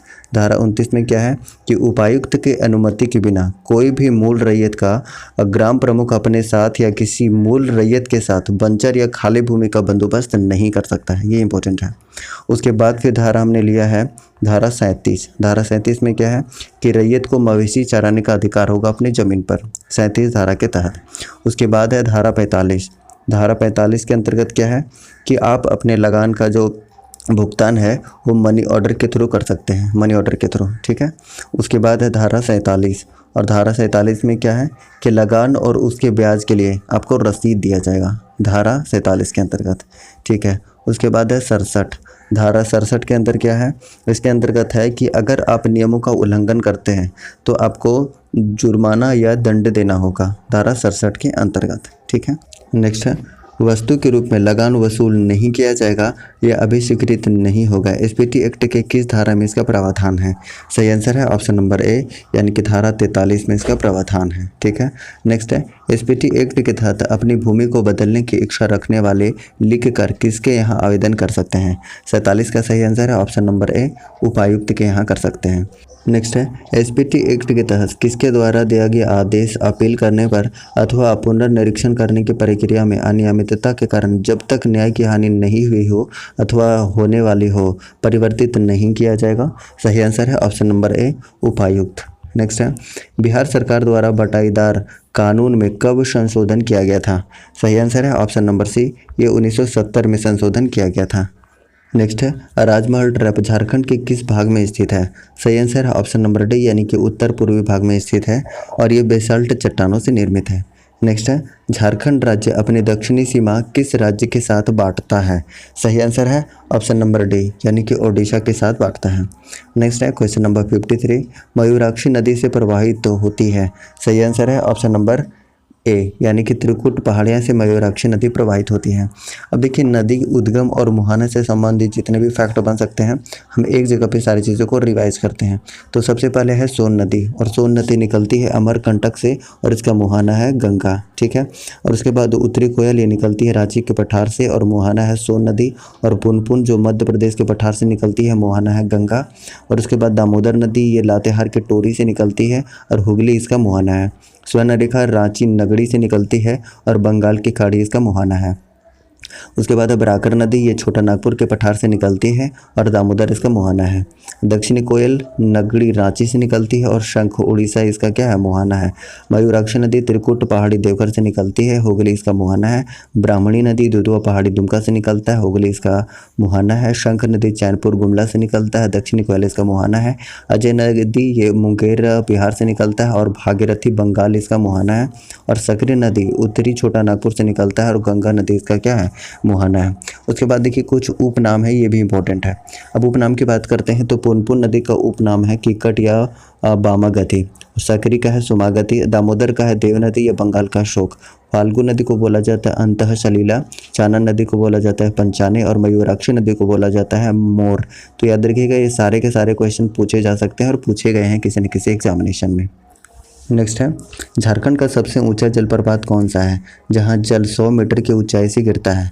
सही आंसर है ऑप्शन नंबर बी, यानी कि हुंड्रू जलप्रपात जो कि रांची में है। और ये जो हाइट है ये अलग अलग बुक में अलग दिया हुआ है। ठीक है, ये मनीष रंजन के बुक में 98 मीटर दिया हुआ है और फीट में अगर बात करते हैं तो 322 फीट दिया हुआ है। ठीक है, अब अगर बात करते हैं कुछ जलप्रपात की, इंपॉर्टेंट जलप्रपात की, तो उसे हम एक बार एक जगह पर डिस्कस कर लेते हैं। सबसे पहले है बूढ़ा घाघ जलप्रपात या लोधा घाघ जो कि झारखंड की सबसे ऊंची जलप्रपात है। और दूसरे नंबर पे कौन सा है, हुंड्रू जलप्रपात है। तो बूढ़ा घाघ कहाँ पर है, लातेहार में है। हुंड्रू कहाँ पर है, रांची में है। जोना या गौतम धारा कहाँ पर है, रांची में है। दशम जलप्रपात ये भी रांची में है। पंचघाघ खूंटी में है। गौतम घाघ ये लातेहार में है। उसरी धनबाद में है। मोनीडीह धनबाद में है। हेनरी पश्चिमी सिंहभूम में है। उसके बाद सदनी घाघ ये गुमला में है। मोतीझरा राजमहल पहाड़ी साहिबगंज में है। घाघरी लातेहार में है। रजरप्पा रामगढ़ में है। नागफेनी गुमला में है। उसके बाद घड़घड़िया लोहरदगा में है और मालूदह चतरा में है। उसके बाद कुछ और भी है जैसे धारागिरी जलप्रपात ये पूर्वी सिंहभूम में है। गुरसेंधु गढ़वा में है। बरचौरा गढ़वा में है। सुखलदरी गढ़वा में है। सोनवा जलप्रपात रांची में है। तमासिन चतरा में है, शेरका गुमला में है, बोकारो हजारीबाग में है, प्रेमाघाट गुमला में है, उसके बाद हिसातू गढ़वा में है, गूंगा झांझ ये गढ़वा में है, बाघमुंडा गुमला में है, और उसके बाद सुगा काटा सिमडेगा में है, पंचघाट खूंटी में है, और सात वागन ये कोडरमा में है, कांति जलप्रपात लातेहार में है, और हेपात जलप्रपात गुमला में है। और ये इंपॉर्टेंट जलप्रपात है जो पूछे जा सकते हैं एग्जामिनेशन में। नेक्स्ट है क्रोमाइट और मैंगनीज अयस्क झारखंड के निम्नलिखित जिलों में से कहाँ पाए जाते हैं। सही आंसर है ऑप्शन नंबर डी यानी कि पश्चिमी सिंहभूम में पाए जाते हैं। नेक्स्ट है किन चट्टानों को धात्विक खनिज का भंडार कहा जाता है। सही आंसर है ऑप्शन नंबर सी यानी कि धारवाड़ युगीन के चट्टानों को। ठीक है, और इस प्रकार की चट्टानें मुख्यतः कहाँ पाए जाते हैं तो पूर्वी सिंहभूम में, पश्चिमी सिंहभूम में और सरायकेला खरसावां में। नेक्स्ट है झारखंड की कृषि भूमि में सिंचित भूमि कितना प्रतिशत है। सही आंसर है ऑप्शन नंबर बी यानी कि 11% है। अब सिंचाई से रिलेटेड कुछ एक्स्ट्रा फैक्ट की बात करते हैं तो सबसे पहली बात ये है कि कुआं जो है सिंचाई का परंपरागत और प्राचीन साधन है। कौन सा? कुआं। और हम बात करते हैं झारखंड में तो सबसे ज़्यादा सिंचाई कुआं से ही होता है, और राज्य के कुल सिंचित क्षेत्र में कुआं का योगदान लगभग 30% है। कितना है? 30% है। ठीक है, अगर हम बात करते हैं कुआं से सर्वाधिक सिंचाई कहाँ पर होता है तो गुमला में होता है। ठीक है, तालाब से सबसे ज़्यादा कहाँ पर होता है तो देवघर में होता है, नहर से सबसे ज़्यादा सिब्बू में होता है, और नलकूप से सबसे ज़्यादा लोहरदगा में होता है। ठीक है, एक बार हम रिवीजन करते हैं लिस्ट से। तो सबसे पहले क्या दिया हुआ है कि कुआं से सबसे ज़्यादा कहाँ पर होता है गुमला में होता है। ठीक है, तालाब से सबसे ज़्यादा देवघर में होता है, और नहर से सबसे ज़्यादा सिंहभूम और सरायकेला में होता है, और नलकूप से लोहरदगा में होता है। नेक्स्ट है तिलमी का किला कहाँ स्थित है। सही आंसर है ऑप्शन नंबर डी यानी कि खूंटी जिले में स्थित है। अब इसका निर्माण किसने करवाया था तो 1737 ईस्वी में अकबर ठाकुर ने करवाया था। अब देखिए किला से रिलेटेड जो भी एक्स्ट्रा फैक्ट बन सकते हैं सारे के सारे हम एक साथ डिस्कस करते हैं। तो सबसे पहले है पलामू का किला, और पलामू का किला है लातेहार में। निर्माण करता है पुराना किला का प्रताप राय और नया किला का मेदिनी राय। नारायणपुर का किला कहाँ पर है लातेहार नवागढ़ में है। निर्माण करता है भागवत राय। नेक्स्ट है शाहपुर चांदनी का किला, ये पलामू मेदिनीनगर में है, और निर्माण करता है गोपाल राय। कब करवाए थे 1772 ईस्वी में, एक चेरवंशी राजा हैं। उसके बाद है विश्रामपुर का किला, ये पलामू में है। नेक्स्ट है रोहिलों का किला, और यह है पलामू में अलीनगर में। निर्माण करता है मुजफ्फर खां, और खास बात कि इसका आकार है त्रिभुजाकार। नेक्स्ट है चैनपुर का किला, ये पलामू में है, और निर्माण करता है पूरनमल के वंशधरों के द्वारा। नेक्स्ट है तेलियागढ़ का किला, और ये कहाँ पर है साहिबगंज राजमहल पहाड़ी के पास, और साहिबगंज को क्या कहा जाता है बंगाल का प्रवेश द्वार कहा जाता है। कुंदा का किला, ये चतरा में है। निर्माण करता है चेरो शासक। उसके बाद है पंचकोट का किला, धनबाद में पंचेत पहाड़ के पास है। निर्माण करता है गोमुखी राजा। उसके बाद रामगढ़ के किला है, रामगढ़ में है। निर्माण करता है सबल राय। ठीक है, नेक्स्ट है बादम का किला, और ये हजारीबाग में है। निर्माण करता है हेमंत सिंह, 1642 में किए थे। पद्मा का किला भी हजारीबाग में है, और इस किले में पुलिस प्रशिक्षण केंद्र है। नेक्स्ट है नवरत्नगढ़ या दोईसागढ़ का किला, ये गुमला में है, और निर्माण करता है दुर्जन साल जो कि एक नागवंशी राजा थे। नेक्स्ट है नागफेनी का राजभवन गुमला में है, और 1704 ईस्वी में बना था, और नागफेनी गांव में है। पालकोट का राजमहल, ये पालकोट गुमला में है, और निर्माण करता है यदुनाथ शाह। उसके बाद है रातू का राजमहल, ये रांची में है, और निर्माण करता है नागवंशी राजाओं द्वारा। जगन्नाथपुर का किला, ये जगन्नाथपुर पश्चिमी सिंहभूम में है, और इसका निर्माण करता है जगन्नाथ सिंह। उसके बाद है चैतगढ़ का किला, ये चैतगढ़ पश्चिमी सिंहभूम में है, और निर्माण करता है अर्जुन सिंह। और ये किस नदी के किनारे है तो वैतरणी नदी के किनारे स्थित है। नेक्स्ट है चक्रधरपुर का किला, ये चक्रधरपुर पश्चिमी सिंहभूम में है, और इसके निर्माण करता है नरपति सिंह जो कि अर्जुन सिंह के पुत्र हैं। उसके बाद है केशनागढ़ का किला, ये केशनागढ़ पश्चिमी सिंहभूम में स्थित है। नेक्स्ट है छोटा नागपुर का पठार राज्य के कितने प्रतिशत भाग को घेरे हुए है। सही आंसर है ऑप्शन नंबर ए यानी कि 47.8%। नेक्स्ट है झारखंड की काली मिट्टी में अधिकतर कौन सी अंश पाई जाती है। सही आंसर है ऑप्शन नंबर ए मैग्नीशियम है। नेक्स्ट है झारखंड का एक औद्योगिक विकास क्षेत्र आदित्यपुर के शहर के समीप स्थित है। सही आंसर है ऑप्शन नंबर सी यानी कि जमशेदपुर शहर के नज़दीक स्थित है। लेकिन अगर पूछा जाए कि औद्योगिक विकास क्षेत्र आदित्यपुर कहाँ पर है तो ये सरायकेला में है। अगर हम बात करते हैं झारखंड में टोटल औद्योगिक क्षेत्र विकास प्राधिकरण की तो टोटल 4 हैं। कौन कौन से हैं? रांची, बोकारो, दुमका और आदित्यपुर। ये टोटल 4 क्या है औद्योगिक क्षेत्रीय विकास प्राधिकरण है। कौन कौन से? रांची, बोकारो, दुमका और आदित्यपुर जो कि सरायकेला खरसावां में है। नेक्स्ट है क्वेश्चन नंबर 62। इनमें से कौन म्यूनिसिपल कॉरपोरेशन का औपचारिक प्रधान होता है। सही आंसर है ऑप्शन नंबर बी यानी कि मेयर होता है। अब म्यूनिसिपल कॉरपोरेशन से संबंधित जितने भी फैक्ट हैं हम एक जगह पे सबसे पहले रिवाइज कर लेते हैं। देखिए सबसे पहले क्या है कि नगरीय प्रशासन व्यवस्था 74वें संविधान संशोधन 1952 द्वारा किया गया था। ये बहुत इंपॉर्टेंट लाइन है। उसके बाद हम बात करते हैं नगर निगम की, तो बड़े शहरों के लिए गठित होता है जिनकी आबादी 10 लाख से अधिक हो। ठीक है। उसके बाद अगर बात करते हैं तो वर्तमान में टोटल 9 नगर निगम कार्यरत हैं। ठीक है। जिसमें से आरंभ में रांची, धनबाद, देवघर जैसे बड़े शहरों में नगर निगम कार्यरत थे, जबकि चास, हजारीबाग, मानगो, मेदिनीनगर, गिरिडीह, आदित्यपुर नगर निगम की स्थापना बाद में की गई है। अब देखिए कौन कौन से नगर निगम की स्थापना कब की गई है, ये भी उतना ही इंपॉर्टेंट है। तो सबसे पहले किया गया है रांची नगर निगम की स्थापना कब, 15 सितंबर 1979 ईस्वी में। उसके बाद धनबाद नगर निगम का 1 नवंबर 2006 ईस्वी में, देवघर नगर निगम का 2010 में, हजारीबाग नगर निगम 2015 में, और आदित्यपुर नगर निगम 7 फरवरी 2015 में, और चास नगर निगम 9 फरवरी 2015 में, मेदिनीनगर नगर निगम ये कब हुआ, 1 अगस्त 2017 में, और 2017 में 3 बने हैं। कौन कौन से, तो मेदिनीनगर 1 अगस्त को, मानगो 11 अगस्त को, और गिरिडीह नगर निगम 19 सितंबर 2017 को। इस तरीके से अगर हम बात करते हैं तो 9 नगर निगम हैं, और सबसे नवीनतम कौन सा है, तो गिरिडीह नगर निगम जो कि 19 सितंबर 2017 को बना था, और सबसे पुराना अगर पूछा जाए तो वो रांची नगर निगम है जो कि 15 सितंबर 1979 को बना था। तो यहाँ से भी बहुत सारे क्वेश्चन पूछे जा सकते हैं। नेक्स्ट है, भारत का सबसे बड़ा उर्वरक कारखाना कहाँ स्थित है। सही आंसर है ऑप्शन नंबर बी, सिंदरी। और सिंदरी है कहाँ पर, ये धनबाद में है, और इसकी स्थापना हुई थी 1951 ईस्वी में, और इस उद्योग की स्थापना फर्टिलाइजर कॉरपोरेशन ऑफ इंडिया के द्वारा की गई थी। उसके बाद बात करते हैं तो इस कारखाने में अमोनिया सल्फेट, नाइट्रेट और यूरिया का उत्पादन किया जाता है। कहाँ पर, सिंदरी में। अब कुछ इंपॉर्टेंट कंपनीज की बात करते हैं तो सबसे पहले है टिस्को कंपनी, जिसकी स्थापना हुई थी 1907 ईस्वी में, और यहाँ पे उत्पादन कब शुरू हुआ था, 1911 में यहाँ पे उत्पादन शुरू हो गया था। उसके बाद दूसरा नंबर पे है बोकारो स्टील प्लांट, और इसकी स्थापना हुई थी 1964 ईस्वी में रूस की सहायता से, और उत्पादन शुरू हुआ था 1972 ईस्वी में, ये भी याद रखिएगा। और अभी ये उद्योग कहाँ पर है, तो बोकारो के माराफारी नामक स्थान पर है।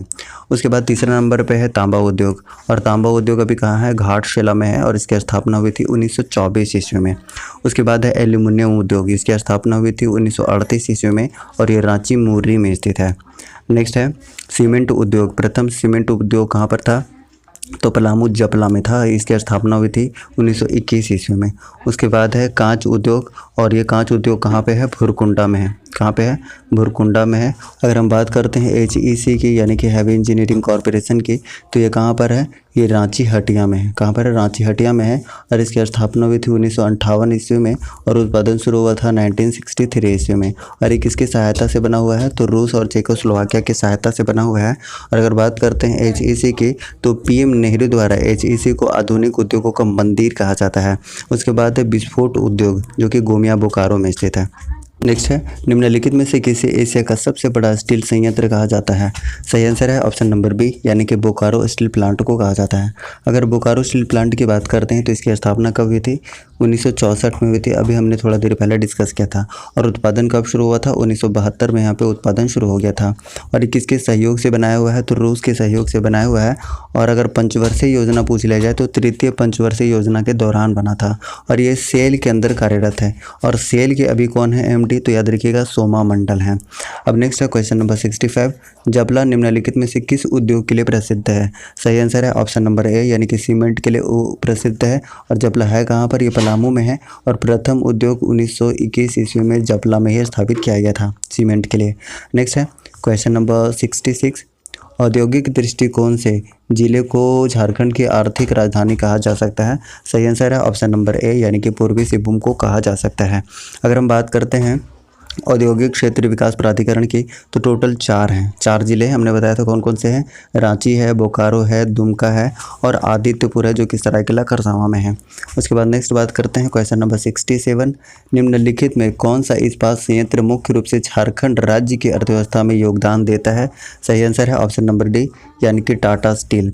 और हमने टाटा स्टील के बारे में बात किया था, इसकी स्थापना कब हुई थी, 1907 ईस्वी में, और उत्पादन कब शुरू हुआ था, 1911 ईस्वी में उत्पादन शुरू हो गया था। नेक्स्ट है पतलों को बढ़ावा देने के लिए और गरीब व जनजातीय लोगों को हेतु रोजगार सृजन करने के लिए किस चीज़ पर झारखंड सरकार द्वारा प्रतिबंध लगा दिया गया था। सही आंसर है ऑप्शन नंबर बी, यानी कि थर्मोकोल प्लेट्स पर। नेक्स्ट है ओरिका का IEL यानी कि भारतीय विस्फोट लिमिटेड कारखाना झारखंड के किस जिले में स्थित है। सही आंसर है ऑप्शन नंबर डी, यानी कि बोकारो के गोमिया जिले में स्थित है।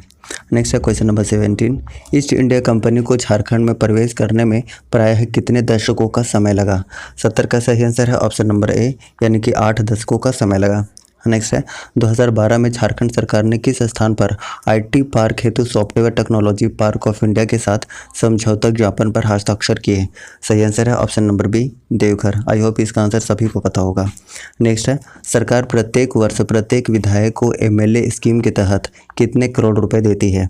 सही आंसर है ऑप्शन नंबर ए, यानी कि 4 करोड़ रुपए देती है। नेक्स्ट है मुख्यमंत्री जनवन योजना के लिए वृक्षारोपण की अधिकतम सीमा कितनी है? सही आंसर है ऑप्शन नंबर ए, यानी कि 50 एकड़। नेक्स्ट है निम्नलिखित में से कौन सा कार्यक्रम राष्ट्रीय शहरी आजीविका मिशन द्वारा प्रतिस्थापित किया गया था? 74 का सही आंसर है ऑप्शन नंबर ए, यानी कि स्वर्ण जयंती शहरी रोजगार योजना। नेक्स्ट है मुख्यमंत्री रघुवर दास ने राज्य के किस जिले से सहिया आरोग्य कुंजी योजना का शुभारंभ किया था?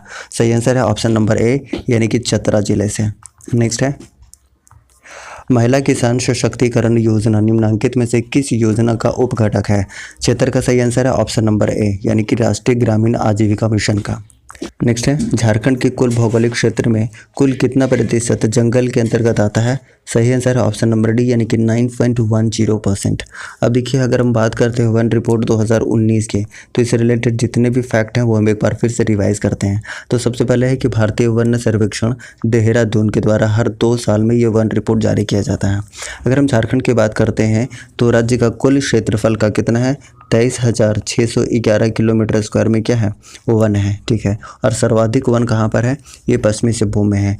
कितना है? 3,366 किलोमीटर स्क्वायर है, ठीक है। उसके बाद सबसे कम वन पूछा जाए तो कहाँ पर है? जामताड़ा में है, 100 किलोमीटर स्क्वायर है, ठीक है। लेकिन सर्वाधिक वन प्रतिशत के हिसाब से अगर बात किया जाए तो ये लातेहार में है, 56.08% है, ठीक है। और दूसरा नंबर पे है चतरा, 80% है, ठीक है। 47.80% है, ठीक है। अगर हम बात करते हैं कि न्यूनतम परसेंटेज के हिसाब से सबसे कम कहाँ पर है, तो ये जामताड़ा में कितना है? 5.56% है, ठीक है। अगर एक चीज़ और इम्पोर्टेंट बात करते हैं तो रामगढ़ एकमात्र जिला है जिसमें 2017 के अपेक्षा 2019 में किसी भी तरीके का कोई भी परिवर्तन या बदलाव नहीं हुआ था। नेक्स्ट है झारखंड के लातेहार जिले में स्थित राष्ट्रीय उद्यान का नाम क्या है? सही आंसर है ऑप्शन नंबर ए, यानी कि बेतला राष्ट्रीय उद्यान, और इसकी स्थापना हुई थी 1986 ईस्वी में, ठीक है। और पहली जो बाघ गणना है यहीं पे हुआ था बेतला राष्ट्रीय उद्यान में 1932 में। कब हुआ था?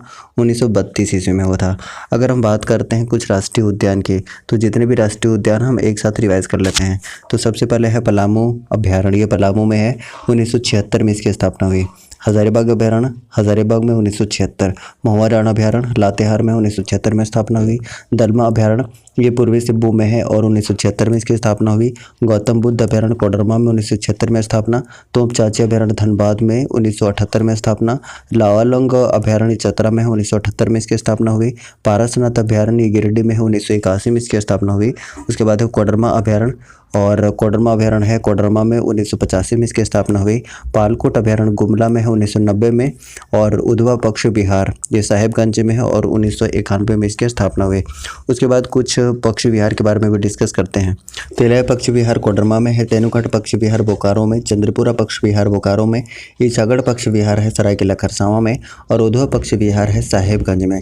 नेक्स्ट है सारंडा झारखंड के निम्नलिखित जिलों में से किस जिले में स्थित है? सही आंसर है ऑप्शन नंबर ए, यानी कि पश्चिमी सिंहभूम जिले में स्थित है।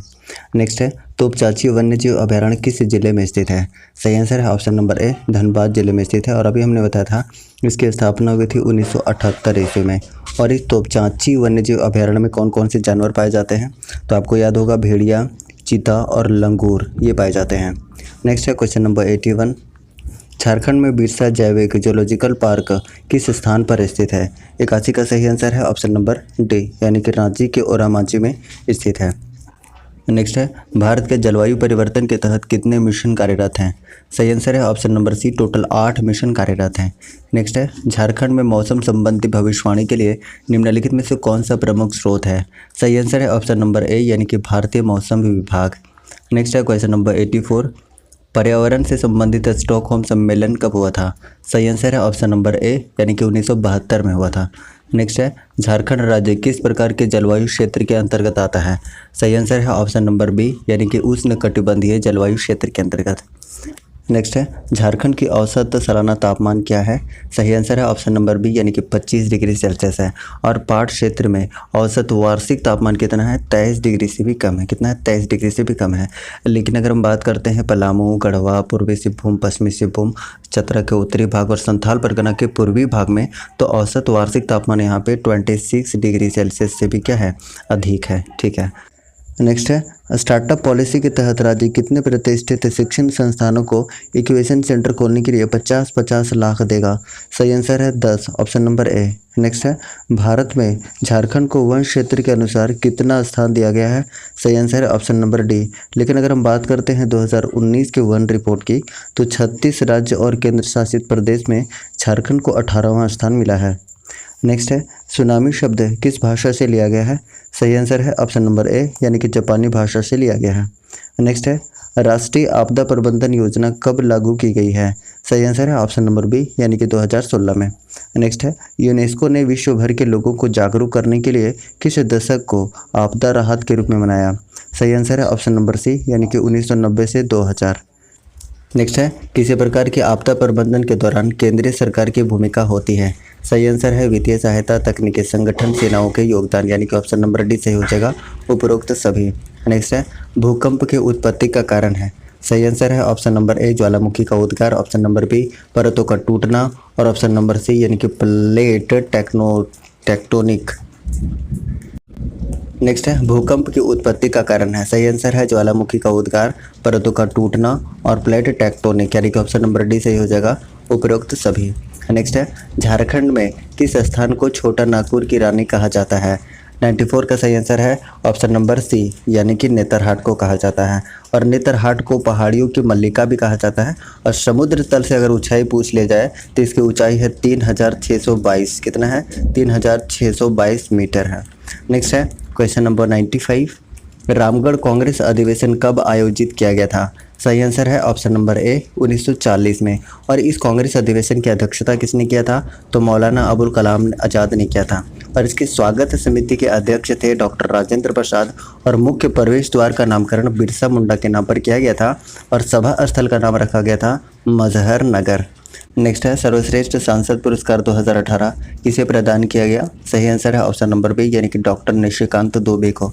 नेक्स्ट है क्वेश्चन नंबर 97, झारखंड राज्य में फरवरी 2017 में मोमेंटम झारखंड नाम से आयोजित वैश्विक निवेशक सम्मेलन का शुभंकर क्या था। सही आंसर है ऑप्शन नंबर ए यानी कि उड़ता हुआ लाल हाथी। नेक्स्ट है क्वेश्चन नंबर 98, विश्व पर्यटन में झारखंड का कितना प्रतिशत योगदान है। 98 का सही आंसर है ऑप्शन नंबर बी यानी कि 11%। नेक्स्ट है क्वेश्चन नंबर 99, झारखंड के पहले गैर आदिवासी मुख्यमंत्री कौन हैं। 99 का सही आंसर है ऑप्शन नंबर ए यानी कि रघुवर दास हैं। और ये 10वें नंबर के मुख्यमंत्री थे, 10वें नंबर के। और इनका कार्यकाल अगर पूछा जाए तो 28 दिसंबर 2014 से 2019 तक यानी कि 5 साल तक इन्होंने अपना कार्यकाल पूरा किया था। नेक्स्ट है झारखंड के किस पर्वतारोहण को पद्म भूषण पुरस्कार 2019 से सम्मानित किया गया। सही आंसर है ऑप्शन नंबर सी यानी कि बछेंद्री पाल को। और 2019 में ही करिया मुंडा को भी दिया गया था क्या, पद्म भूषण पुरस्कार। हम बात करते हैं बछेंद्री पाल की, तो बछेंद्री पाल अभी टाटा स्टील कंपनी में कार्यरत हैं। उसके बाद बात करते हैं ऑप्शन नंबर ए की, प्रेमलता अग्रवाल की। तो प्रेमलता अग्रवाल ये जमशेदपुर की निवासी हैं। और इन्होंने 50 साल की उम्र में 7 महाद्वीपों की चोटियों पर चढ़ने का रिकॉर्ड बनाया है। और 2013 में इनको पद्मश्री पुरस्कार मिला है। अब बात करते हैं पद्मश्री पुरस्कार की, तो ये भारत की चौथी सबसे बड़ी पुरस्कार है। और रिसेंटली झारखंड में 2021 में किसे मिला है, तो याद रखिएगा ये छुटरी देवी को दिया गया है, जो कि सरायकेला खरसावां के रहने वाले हैं। और डैन प्रथा के उन्मूलन के लिए मिला हुआ है। इस तरीके से गाइस हमने 100 क्वेश्चन कंप्लीट कर लिया है। अगर आपको सेशन पसंद आया है तो प्लीज़ लाइक कीजिए। और अगर आप चैनल पर नए हैं तो प्लीज़ चैनल को सब्सक्राइब करके और बेल आइकन को जरूर प्रेस करें, ताकि आपको न्यू वीडियोज़ का नोटिफिकेशन समय पर मिलता रहे। Thank you so much.